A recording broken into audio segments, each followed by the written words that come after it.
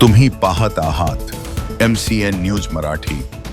अकोला जिल्ह्यातील तेल्हारा शहराजवळील शेरी फाट्याजवळ भीषण अपघात झाला। 3 अल्पवयीन मुलांचा मृत्यू झाल्याची धक्कादायक घटना 1 मार्चच्या दुपारी सुमारे 12 वाजेच्या सुमारास घडली। दुचाकीला आयशर वाहनाची जोरदार धडक बसल्याने हा अपघात घडल्याची माहिती आहे। मृतांमध्ये दर्शन रामेश्वर वैष्णव वय अंदाजे 16 वर्ष, साई रामेश्वर वैष्णव वय अंदाजे 12 वर्ष, गणेश दीपक आपतुरकर वय अंदाजे 16 वर्ष यांचा समावेश आहे।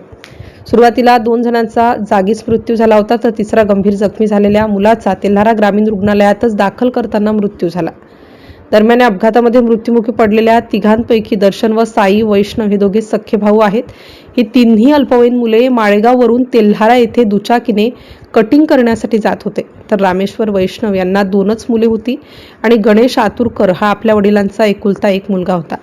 या अपघातामध्ये या तिघांचाही मृत्यू झाल्याने त्यांच्या कुटुंबासह परिसरात शोककळा पसरली असून या घटनेतील फरार आरोपी वाहन चालकाविरुद्ध कठोर कारवाईची मागणी करण्यात येत आहे। MCN न्यूज मराठीकरिता गजानन राठोड, तेल्हारा ग्रामीण।